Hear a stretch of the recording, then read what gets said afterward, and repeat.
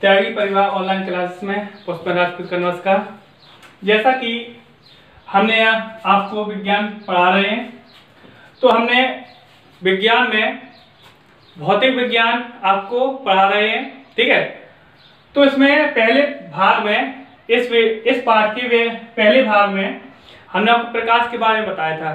प्रकाश किसे कहते हैं, ठीक है। प्रकाश के माध्यम क्या है, प्रकाश चलता कहाँ है, तो आपके माध्यम और पारदर्शी, अपारदर्शी, पारभासी, ठीक है। और प्रकाश के गुण के बारे में भी बताया था।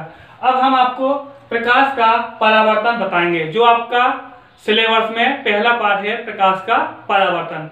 तो प्रकाश का परावर्तन क्या है, इसमें गलत लिख गया, प्रकाश का परावर्तन। तो प्रकाश का परावर्तन होता क्या है, परावर्तन है ना। जैसा कि आपने देखा होगा कि अगर आप दर्पण लिए हो, शीशा लिए हो, चेहरा देखने वाला, तो उसमें क्या होता है, तो आप जब सूर्य की रोशनी पड़ती है तो उसमें क्या होता है, उसकी रोशनी आपकी क्या है, कहीं दूर जाती है, ठीक है।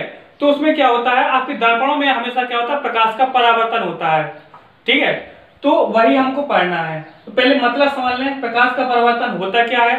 तो इसमें आपका लिखा है, जब प्रकाश की किरण किसी माध्यम से टकराकर, जब प्रकाश की किरण किसी माध्यम से टकराकर उसी माध्यम में वापस लौट जाती है, मतलब जहां से आए और लौट जाए, तो आपका क्या होता है, प्रकाश का परावर्तन कहलाता है। जैसे आपका चित्र बना है इसका, क्योंकि हमने आपको पहले ही बताया था पूरा प्रकाश आपके चित्र पर आधारित है। अगर चित्र बना के नहीं सीखोगे तो आपको ये समझ में नहीं आएगा। तो आपका ये दिया है, ये मान लो आपका समतल दर्पण है, ठीक है। ये क्या है, समतल दर्पण है। अब इसमें आपकी प्रकाश को इसको बताएंगे परिभाषा कि जब प्रकाश की किरण, ठीक है, प्रकाश किरण के हमने पहले ही बता दिया था, प्रकाश किरण, जब प्रकाश की किरण किसी माध्यम से टकराकर, ठीक है। तो हमारी प्रकाश की किरण हो गई, ये हमारा माध्यम हो गया, ठीक है। ये मान लो हमारा दर्पण है आपका। तो जब प्रकाश की किरण, प्रकाश की किरण हो गई किसी माध्यम से टकराकर, तो हमारा जो माध्यम हो गया, इससे टकराई, उसी माध्यम में वापस लौट जाती है, मतलब यहां निकले उसी माध्यम में वापस लौट जाती है, तो उसे प्रकाश का परावर्तन कहते हैं। तो जब प्रकाश किरण किसी माध्यम से टकराकर उसी माध्यम में वापस लौट जाती है, उसे प्रकाश का परावर्तन कहते हैं। ये आपकी परिभाषा हो गई, ठीक है। अब आपको अगर आप आगे स्थितियां समझना है, क्योंकि उत्तल दर्पण और अवतल दर्पण आपके दो प्रकार के होते हैं।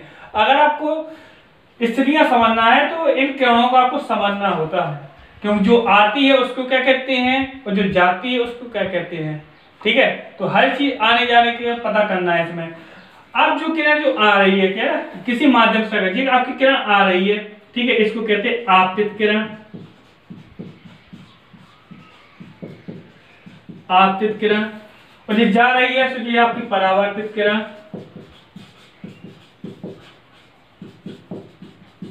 ठीक है। तो जो आती है सो आपतित किरण, जो जाती है तो परावर्तित चल रहा है तो परावर्तित किरण हो गया, ठीक है। और जहां पर ये दोनों किरणें मिलती हैं उसको कहते हैं आपतन बिंदु, आपतन बिंदु, ठीक। अब यहां पर एक आपका किरण आपको एक दर्शाई आती है, ठीक है, जिसे कहते हैं अविलंब। क्या कहते हैं, अविलंब, ठीक। तो आपतित किरण और अविलंब के बीच आपका कोण बनता है, जिसे कहते हैं आई। क्या कहते हैं, आई। तो आई को हम कहते हैं आपतन कोण, आपतन कोण को आई से व्यक्त करते हैं, ठीक है। और अविलंब और परावर्तित किरण के बीच एक आपका कोण बनता है, इसे कहते हैं परावर्तन कोण, ठीक है। ये सब आपको इस पे समझना है। अगर आपको किरण दर्शाना आपको बनने लगा तो ये पार्ट बहुत ही सिंपल है और पढ़ने में मजा आता है, समझ में जल्दी आता है, ठीक है। तो आपतित किरण, ठीक है, और आती है तो आपतित किरण, जाती है तो आपका परावर्तित किरण हो गई। तो आपतित किरण और परावर्तित किरण जहां मिलती है वो आपतन बिंदु हो गया। और आपकी एक के बीच में आपकी किरण खींची जाती है आपतन बिंदु पर, एक लंब खींचा जाता है जिसे हम कहते हैं अभिलंब, लंब खींचा जाता है, ठीक है। यहाँ से 90 का कोण बनाती है दोनों, ठीक है। तो आपको इसको चित्र बन गया। अब आपको इसमें समझना है परावर्तन के नियम, चित्र से ही समझना है, ठीक है, क्योंकि परावर्तन के नियम हर साल आपको आते हैं, हर साल। तो क्या होते हैं परावर्तन के नियम, तो हम यहाँ पर हेडिंग डालेंगे परावर्तन के नियम।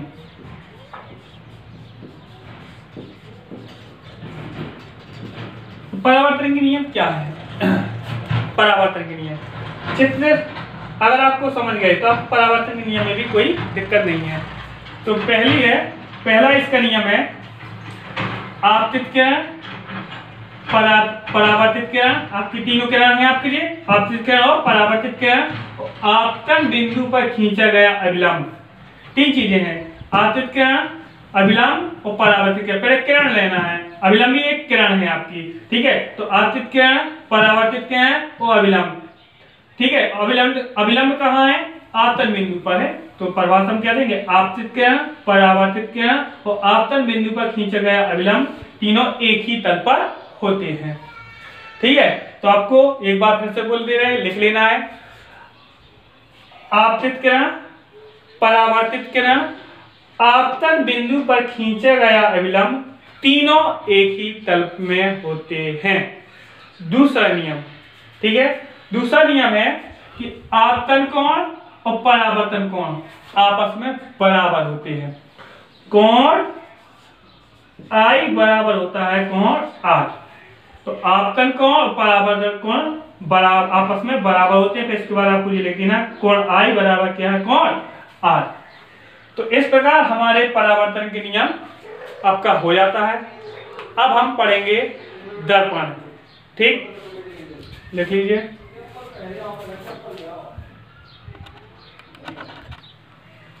अब हम आपको बताएंगे दर्पणों के बारे में, ठीक है। दर्पणों के बारे में बताएंगे कि दर्पण आपके दो प्रकार के पढ़ना है आपको परावर्तन में, गोली दर्पण और गोली दर्पण में आपको दो पढ़ना है, उत्तल दर्पण और अवतल दर्पण, ठीक है। दर्पण आपको पढ़ना परावर्तन में है। अपवर्तन जो होता है रिफ्रैक्शन, अपवर्तन को कहते हैं रिफ्रैक्शन और परावर्तन को कहते हैं रिफ्लेक्शन, ठीक है, जो इंग्लिश नाम है आपके। तो अपवर्तन होता है आपका लेंसों में, ठीक है, जो पारदर्शी होता है। आपका दर्पण पारदर्शी नहीं होता है, एक तरफ चमकदार पॉलिश होती है, ठीक है। तो हमको दर्पण पढ़ना है, तो पूरे परावर्तन में आपको दर्पण पढ़ना है, ठीक है। अगर दर्पण समझ में आ जाएगा तो अपवर्तन समझने में आपको कम दिक्कत होगी, अगर ये समझ में नहीं आएगा तो अपवर्तन में आपको ज्यादा दिक्कत होगी, ठीक है। तो हम परिभाषा क्या है इसकी, तो कांच से बने गोली है, तो गोली का मतलब क्या होता है? गोल दर्पण। दर्पण कैसा होता है? कांच का। तो कांच से बने गोल खोखलाकार बेलन को गोली दर्पण कहते हैं। यह आपकी गोली दर्पण की परिभाषा हो गई, ठीक है। तो कांच से बने गोल खोखलाकार बेलन को गोली दर्पण कहते हैं, ये हो गया। अब आपको पढ़ना है दर्पण, हेडिंग डाल लेना दर्पण के प्रकार, यहाँ पर हेडिंग डाल लेना दर्पण के प्रकार।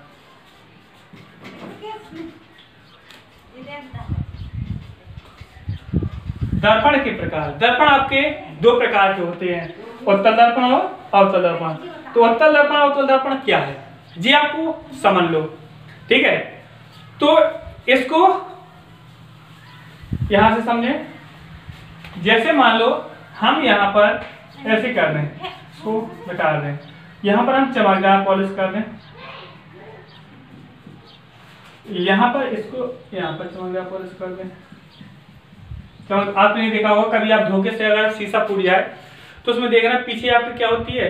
पॉलिश लगी होती है, ठीक है।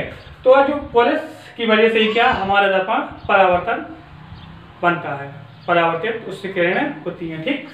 तो उत्तल दर्पण क्या है, इसकी परिभाषा क्या है? ऐसा दर्पण, ठीक है, ऐसा दर्पण जिसमें चमकदार पॉलिश धसे हुए भाग पर कर दें, जो आपकी धसा हुआ भाग है ना, तो ये चमकदार पॉलिश है।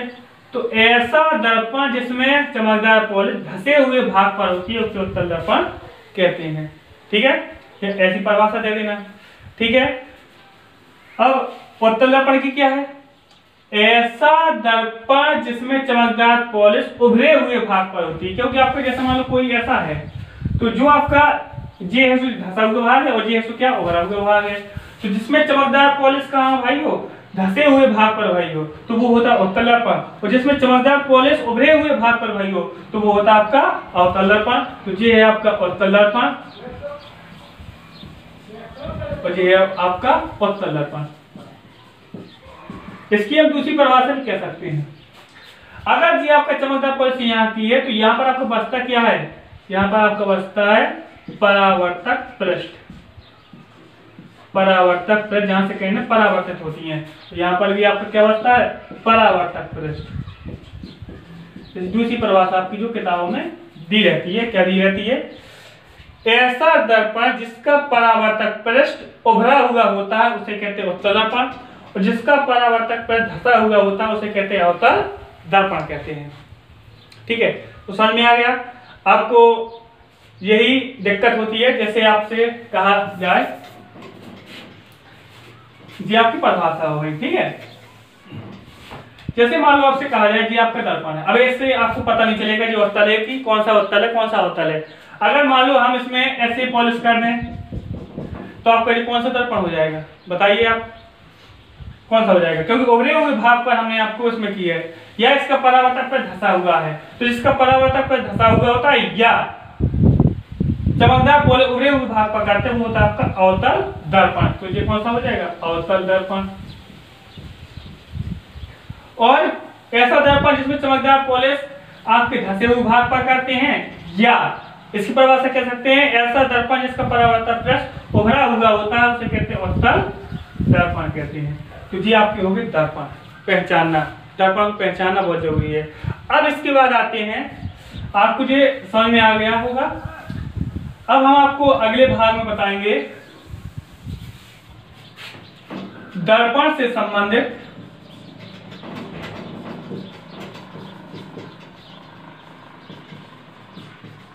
परिभाषाएं। अगले भाग में बताएंगे जी दर्पण से जो आपकी छोटी छोटी परिभाषाएं हैं, ठीक है, इसको समझना है। ध्रुव, वक्र, त्रिज्या, है ना, वक्र, केंद्र, फोकस, फोकस दूरी, तो इनको हम आपको इसमें समझाएंगे। अगर आपको ये समझ में आ गया तो उत्तल और अवतल दर्पण जो स्थितियां होती हैं वो आपको 100% समझ में आ जाएंगी। तो यहाँ पर जो हम कल आपका जो अगला वीडियो होगा उसमें आपको ध्यान रखना है कि स्थितियां अगर आपको समझ में आ गई, आपकी छोटी छोटी परिभाषाएं हैं, है ना, तो आपको इसमें कोई दिक्कत नहीं होगी पूरे प्रकाश में। ठीक है, तो आज के लिए धन्यवाद।